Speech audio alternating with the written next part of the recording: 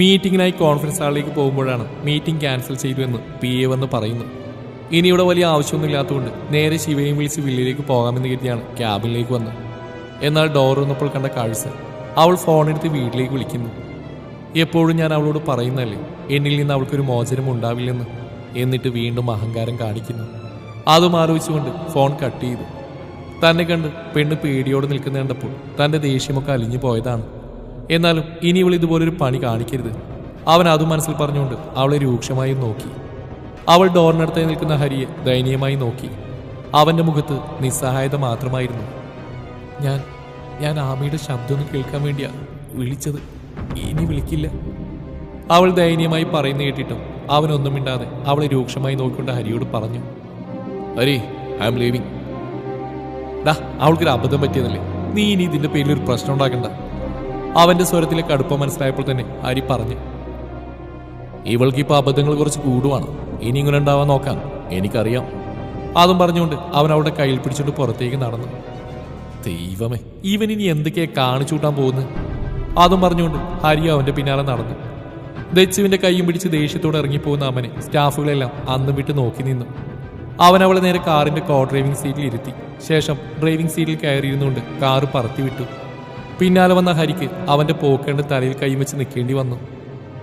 വില്ലയുടെ മുന്നിലായി കാറ് നിർത്തി അവൻ ഡോറ് തുറന്നിറങ്ങി നേരെ ദച്ചുവിന്റെ സൈഡിലെ ഡോറ് തുറന്നു. കാറിലിരുന്ന് അവനൊരു അക്ഷരം പോലും മിണ്ടാത്തു. അവന്റെ വലിഞ്ഞു മുറുകിയ മുഖഭാവവും അവളിലെ ഭയത്തെ ഉയർത്തിക്കാട്ടി. അവൾ ദയനീയമായി അവനെ നോക്കിയതും അവൻ അവളുടെ കയ്യിൽ പിടിച്ചിറക്കിക്കൊണ്ട് അകത്തേക്ക് നടന്നു. അവിടെ നിന്നവരെല്ലാം ഒന്ന് നോക്കിക്കൊണ്ട് അവൻ അവളെയും കൊണ്ട് റൂമിലേക്ക് നടന്നു. ബെഡ്റൂമിലെ വാതിൽ വലിച്ചു തുറന്നുകൊണ്ട് അവൻ അവൾ അകത്തേക്ക് തള്ളി.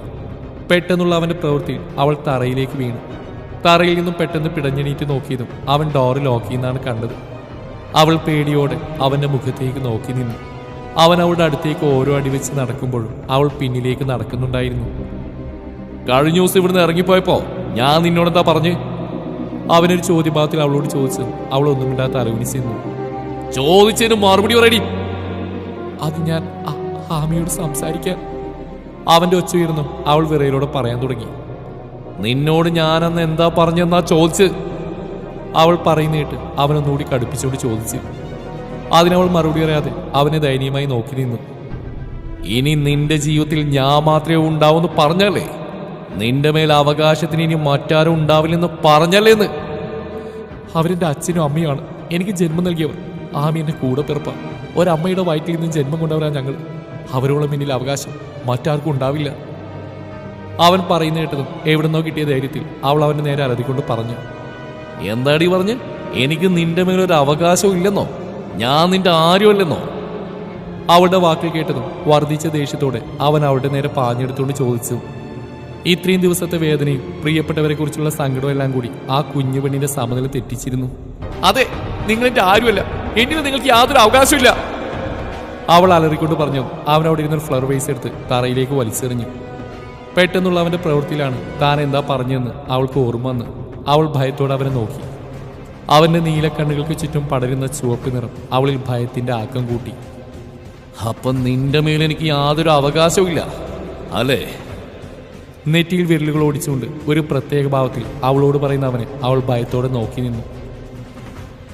അപ്പൊ എനിക്ക് നിന്റെ മേൽ അവകാശമില്ലാത്ത സ്ഥിതിക്ക് എന്റെ അവകാശത്തെ ഞാൻ ഊട്ടിയുറപ്പിക്കണ്ടേ? അവൻ അവളുടെ നേരെ ചൂടുകൾ വെച്ചുകൊണ്ട് പറഞ്ഞു. അവൻ എന്താണ് ഉദ്ദേശിച്ചെന്ന് മനസ്സിലാവാതെ അവൾ പിന്നിലേക്ക് നടന്നു. ഇനി എന്റെ അവകാശത്തെ നീ ഒരിക്കലും ചോദ്യം ചെയ്യാൻ പാടില്ല. ഷർട്ടിന്റെ ഓരോ ബട്ടനായി അഴിച്ചുകൊണ്ട് അവൻ അവളുടെ അടുത്തേക്ക് നടന്നപ്പോഴാണ് അവൻ എന്താ ഉദ്ദേശിച്ചതെന്ന് അവൾക്ക് മനസ്സിലായത്. വല്ലാത്തൊരു ഭാവത്തോടെ തൻ്റെ നേർക്ക് വരുന്നവനെ അവൾ പേടിയോടെ നോക്കി നിന്നു. ഒരു നിമിഷം തൻ്റെ വായിൽ നിന്ന് വീണ വാക്കുകൾ ഓർത്ത് അവൾ സ്വയം ശപിച്ചു. അവളുടെ മുന്നിൽ വന്ന് അവൻ അവളുടെ തോളിൽ കൈവച്ചതും അവൾ ആ കൈ തട്ടിമാറ്റിക്കൊണ്ട് ഒരു സൈഡിലേക്ക് മാറി നിന്നു. അവൻ അതേ വേഗത്തിൽ തന്നെ അവളെ ചുമരിലേക്ക് ചേർത്ത് നിർത്തി അവളുടെ ഇരുവശത്തും കൈകൾ വെച്ചുകൊണ്ട് വശ്യമായ ഭാവത്തിൽ അവളെ നോക്കി നിന്നു. അവന്റെ പ്രവൃത്തിയിൽ അവൾ വിറച്ചു പോയിരുന്നു. എന്നെ ഒന്ന് ചെയ്യല്ലേ? അവൾ തൊഴുകയോടെ പറഞ്ഞതും അവൻ അവളുടെ കയ്യിൽ കയറി പിടിച്ചു. എനിക്ക് നിന്റെ മേലുള്ള അവകാശം അറിയണ്ടേ? അവൻ ഒന്നുകൂടി മുഖം അവളുടെ നേർക്ക് അടുപ്പിച്ചുകൊണ്ട് ചോദിച്ചു. അവൾ വേണ്ടെന്ന രീതിയിൽ തലയാട്ടി. നീ അറിയണം, ഈ ലോകത്തിൽ നിന്റെ മേൽ എന്നെക്കാൾ അവകാശം മറ്റാർക്കില്ലെന്ന് നീ മനസ്സിലാക്കണം. അവൻ അതും പറഞ്ഞുകൊണ്ട് അവളുടെ മുഖത്തേക്ക് അവന്റെ മുഖം അടുപ്പിച്ചതും എവിടുന്നോ വന്ന ധൈര്യത്തിൽ അവൾ അവനെ പിന്നിലേക്ക് തള്ളി. അത് പ്രതീക്ഷിക്കാത്തതുകൊണ്ട് തന്നെ അവനൊന്ന് ബാക്കിലേക്ക് ആഞ്ഞതും ആ വിടവിലൂടെ അവൾ വാതിലിന് നേരെ ഓടി. പെട്ടെന്നുള്ള അവളുടെ നീക്കത്തിൽ അവനൊന്ന് പതിരെങ്കിലും മുന്നോട്ടോടി അവളുടെ വലങ്കയിൽ പിടിച്ചുകൊണ്ട് അവൻ അവളെ കട്ടിലേക്ക് തള്ളിയിട്ടു. വേണ്ട വേണ്ട, എന്നെ വിട്ടേക്ക്, ഞാനിനി എങ്ങും പോവില്ല, ഇവിടെ തന്നെ കഴിഞ്ഞോളാം.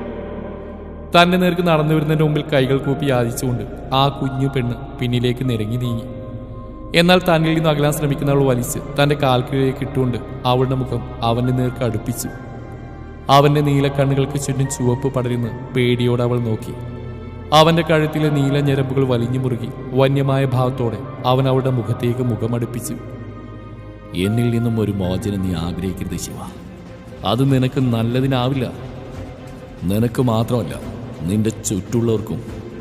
അത്രയും പറഞ്ഞുകൊണ്ട് അവൻ അവളുടെ ചുണ്ടിലേക്ക് ആഴ്ന്നിറങ്ങി. അമൻ!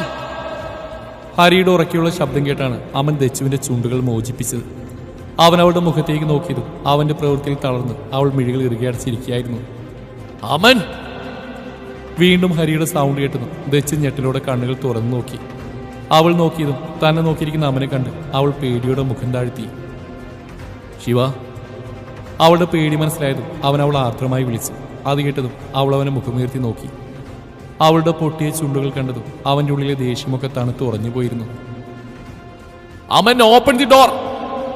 അവനെന്തോ പറയാമെന്നും ഹരിയുടെ ദേഷ്യത്തോടുള്ള വിളി കേട്ടു അവനവിടുന്ന് എഴുന്നേറ്റു. ഷർട്ടിന്റെ ബട്ടൺ ഇട്ടുകൊണ്ട് ഡോറിനടുത്തേക്ക് എത്തിയതും അവൻ അവളെ ഒന്നുകൂടി നോക്കിക്കൊണ്ട് വാതിൽ തുറന്നു. ഡോർ തുറന്ന ഉടനെ അകത്തേക്ക് കയറിയ ഹരി അവനെ രൂക്ഷമായിട്ട് നോക്കി. അവന്റെ നോട്ടം കണ്ട് ഒരു കണ്ണിറുക്കി ചിരിച്ചുകൊണ്ട് അവൻ പുറത്തേക്ക് ഇറങ്ങിപ്പോയി. അവൻ പോയ വഴിയൊന്ന് നോക്കിക്കൊണ്ട് ഹരി ദച്ചുവിന്റെ അടുത്തേക്ക് ചെന്നു. മോളെ! അവളുടെ അടുത്തേക്ക് ചെന്ന് വിളിച്ചതും അവൾ മുഖമുയർത്തി അവനെ നോക്കി. മോള് വിഷമിക്കണ്ട, അവന് പെട്ടെന്ന് ദേഷ്യം വരും. അവന് ഇഷ്ടമില്ലാത്ത കാര്യം ആര് ചെയ്താലും അവൻ ദേഷ്യപ്പെടും. അതിന് കാരണമുണ്ട്. അതൊക്കെ അവൻ തന്നെ മോളോട് പറയും.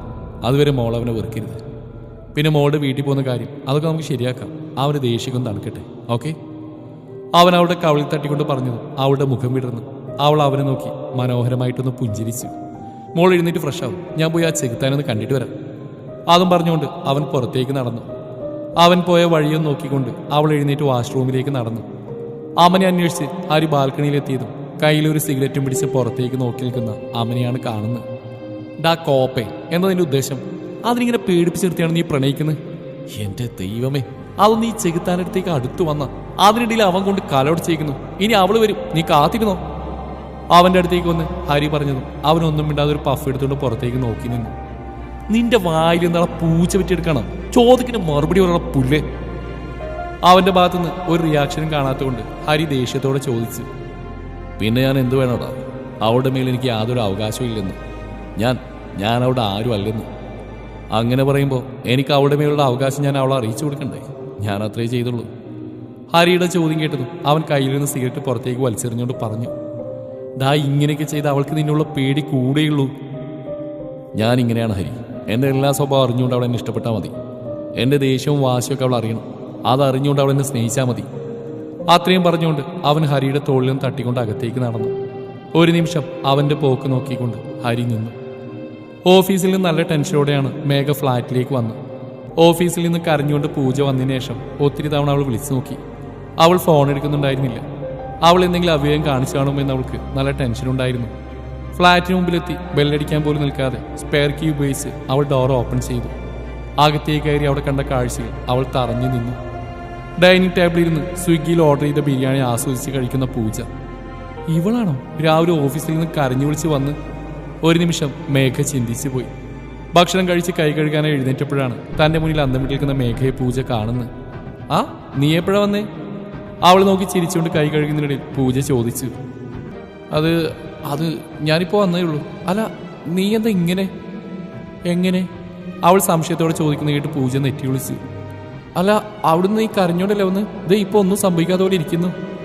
അതിനവളുടെ മറുപടി ഒരു പൊട്ടിച്ചിരിയായിരുന്നു. പിന്നെ ഞാൻ എന്തു വേണം മേഘ? അയാൾ ഓർത്ത് ജീവിതകാലം മുഴുവൻ കരഞ്ഞുകൊണ്ടിരിക്കണം.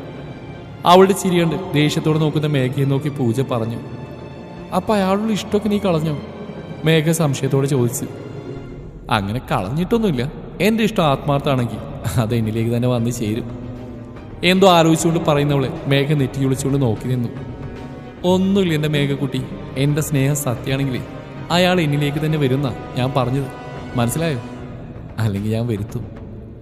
സംശയത്തോടെ നിൽക്കുന്ന മേഘയെ നോക്കി പൂജ പറഞ്ഞു. അവസാന വാചകം അവൾ മനസ്സിൽ പറഞ്ഞു. അതിന് മേഘ ഒന്ന് മൂളിയതേയുള്ളൂ. അതൊക്കെ പോട്ടെ, ഇന്ന് ഓഫീസിൽ എന്തായാലും വിശേഷങ്ങൾ?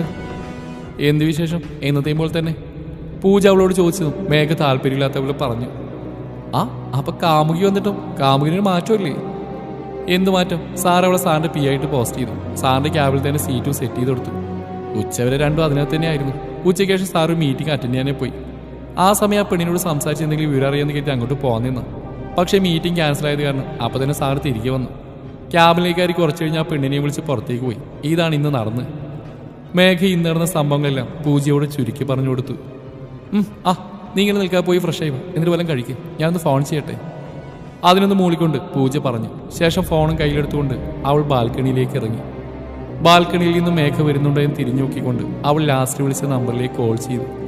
എന്നിട്ട് മേഘ പറഞ്ഞ കാര്യങ്ങളൊക്കെയും മറുവശത്തെ ആളെ അറിയിച്ചു. എല്ലാ കാര്യങ്ങളും അപ്പം പിന്നെ അറിയിക്കണം. ഓക്കെ. മറുവശത്ത് പറഞ്ഞു അവൾ ഓക്കെ പറഞ്ഞ് കോൾ കട്ട് ചെയ്തു. ശേഷം പുറത്തേക്ക് നോക്കിയിരുന്നു. അപ്പോൾ അവളുടെ ചുണ്ടിൽ ക്രൂരമായൊരു പുഞ്ചിരി ഉണ്ടായിരുന്നു. ഫ്രഷായി ധരിച്ചു പുറത്തേക്ക് ഇറങ്ങിയതും അവൻ അകത്തേക്ക് കയറി വന്നു. പെട്ടെന്ന് അവനെ കണ്ടതും അവൾ ഭയത്തോടെ പുറകിലേക്ക് മാറി. അവനത് മനസ്സിലാക്കിയതുപോലെ അവളുടെ അടുത്തേക്ക് ചെന്നു. അവൻ അടുത്ത് നിന്നിട്ടും അവൾ അവനെ തലയുയർത്തി നോക്കിയില്ല. ശിവ, അവൻ്റെ ആർദ്രമായ ശബ്ദം കേട്ടതും അവൾ അത്ഭുതത്തോടെ അവനെ നോക്കി. നോക്കുമോളെ, നിന്റെ മേലുള്ള എൻ്റെ അവകാശത്തെ ഇനി ഒരിക്കലും നീ ചോദ്യം ചെയ്യാൻ വരരുത്. ഞാൻ എങ്ങനെ റിയാക്ട് ചെയ്യുമെന്ന് എനിക്ക് പോലും അറിയില്ല. അതുകൊണ്ട് ഇനിമേലിൽ ഇതുപോലുള്ള സംസാരം ഉണ്ടാവരുത് കേട്ടോ. അവൻ അവളുടെ കവളിൽ തട്ടിക്കൊണ്ട് പറഞ്ഞു. അവൾ അറിയാത്ത അലോലിക്ക് യെസ്, ഗുഡ് ഗേൾ. പിന്നെ ഞാനിതൊരു ആരോടും ഇങ്ങനെ സോഫ്റ്റായി സംസാരിച്ചിട്ടില്ല. നീ എനിക്ക് അത്രയും പ്രിയപ്പെട്ടായതുകൊണ്ടാണ് ഞാനിങ്ങനെ സംസാരിക്കുന്നത്.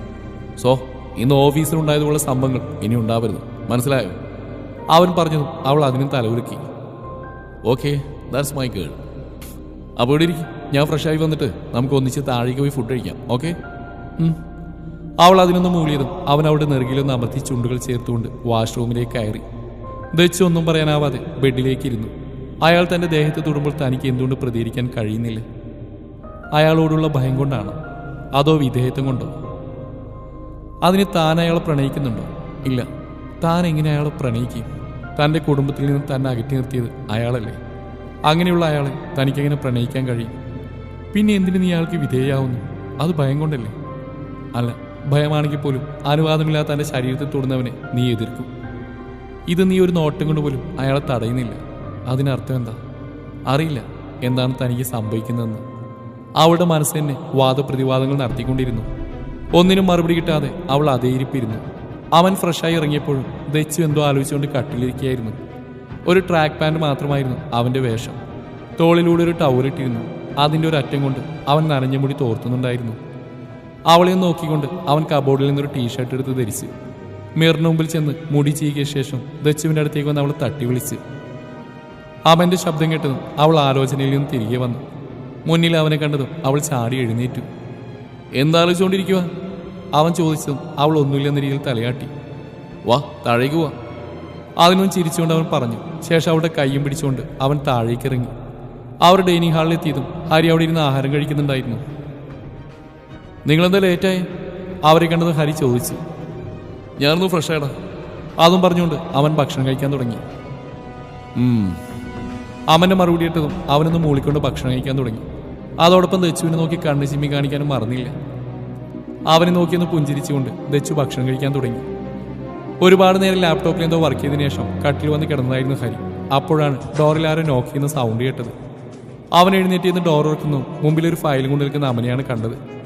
അവൻ ആ ഫയലിലേക്കും അവൻ്റെ മുഖത്തേക്കും മാറി മാറി നോക്കി. നമ്മുടെ പുതിയ പ്രൊജക്റ്റിൽ കുറച്ച് ക്ലാരിഫിക്കേഷൻ ചെയ്യാനുണ്ട്, നീ വന്നേ. അവൻ അതും പറഞ്ഞുകൊണ്ട് അകത്തേക്ക് കയറി സോഫയിലേക്ക് ഇരുന്നു. അല്പസമയം കഴിഞ്ഞിട്ടും ഹരി വരുന്നില്ല എന്ന് കണ്ടതും അവൻ മുഖമുയർത്തി അവനെ നോക്കി. തന്നെ ദേഷ്യത്തോടെ നോക്കിയിരിക്കുന്ന ഹരിയെ അവനൊന്നും മനസ്സിലാകാൻ നോക്കി. നീ എന്താ അവിടെ നിൽക്കുന്നത്? നിന്റെ തലക്ക് വല്ല ഓളം ഉണ്ടോടാ? അവൻ ചോദിക്കുന്ന കേട്ട് ഹരി ദേഷ്യത്തോട് ചോദിച്ചു. എന്താ ഡാ പുല്ലെ, സമയം എത്രയായി നോക്കടാ. ഹരി അവൻ്റെ നേരെ ആക്രോശിച്ചും അവൻ വാച്ചിലേക്ക് നോക്കി. 1:48 AM. പാതിരാത്രിയാ. അവനൊരു ക്ലാരിഫിക്കേഷൻ. ഈ നേരം വരെ ജോലിയെടുത്ത് അളന്ന് മനുഷ്യനൊന്ന് നടു നിവർത്തിയതേ ഉള്ളൂ. അപ്പോഴാ അവൻ അടുത്തും പൊക്കി പിടിച്ചുകൊണ്ട് വരുന്നത്. പോയി കിടന്നുറങ്ങട പുല്ലേ. അവൻ അവന്റെ നേരെ അലറിയതും അവനെ വിളിച്ചു കാണിച്ചു കൊടുത്തു. സോറിടാ, ഞാൻ ടൈം നോക്കിയില്ല. അവൻ അത് പറഞ്ഞുകൊണ്ടെന്നും ഹരിയുടെ ഫോൺ ബില്ലടിക്കുന്ന സൗണ്ട് കേട്ടു. ഹരി ഫോൺ എടുത്ത് നോക്കിയിട്ട് അതുപോലെ കട്ട് ചെയ്ത് വെച്ചു. ആരാടാ ഈ നേരത്ത്? അതാ മറ്റവളാ. ഹരി ചോദിച്ചതിന് മറുപടി അവൻ പറഞ്ഞു.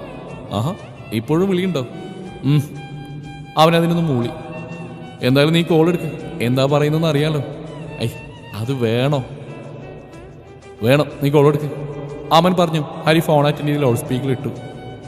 ഹലോ ഹരിയേട്ടാ. ഹരി ഹലോ പറഞ്ഞു. അവിടെ നിന്ന് വിളി കേട്ടു. ആ സൗണ്ട് കേട്ടതും അവന് നെറ്റി വിളിഞ്ഞു. നിനക്ക് രാത്രി ഉറക്കൊന്നുമില്ലേ കൊച്ചേ? എന്തിനാ എന്നെ ഇങ്ങനെ ശല്യം ചെയ്യുന്നത്? ഇഷ്ടം കൊണ്ടല്ലേ ഹരിയേട്ടാ. ഹരി പറയുന്ന കേട്ട് അവൾ കൊഞ്ചലോടെ പറഞ്ഞു. അവളുടെ ഒരു കോപ്പിൽ ഇഷ്ടം വെച്ചിട്ട് പോവെണ്ണേ. അയ്യോ വെക്കല ഹരിയേട്ടാ, ഞാനൊരു കാര്യം പറയാനെ വിളിച്ചേ. അവൻ ദേഷ്യപ്പെട്ടതും അവൾ പെട്ടെന്ന് പറഞ്ഞു. എന്ത് കാര്യം? അവൾ പറഞ്ഞിട്ട് എന്തോ വലിയ കാര്യമാണെന്ന് എഴുതി അവൻ ചോദിച്ചു. അതേ ഐ ലവ് യു. പുല്ലേ വെച്ചിട്ട് പോടി. അതും പറഞ്ഞുകൊണ്ട് അവൻ കോള് കട്ട് ചെയ്തു. അപ്പോഴേക്കും അവൻ്റെ മനസ്സിൽ എന്തൊക്കെയോ സംശയങ്ങൾ ഉടലെടുത്തു. ഡാ, നീ എന്താ ആലോചിക്കുന്നത്? ഏയ് ഒന്നുമില്ല. നീ എന്താ പറയുക, ഞാൻ പോവാ. ശരി, ഗുഡ് നൈറ്റ്. അതും പറഞ്ഞുകൊണ്ട് അവൻ അവൻ്റെ റൂമിലേക്ക് പോയി. അവൻ പോയ വഴിയും നോക്കിക്കൊണ്ട് ഹരി ഡോറടിച്ച് കട്ടിലേക്ക് വന്ന് കിടന്നു. തുടരും ഈ കഥ.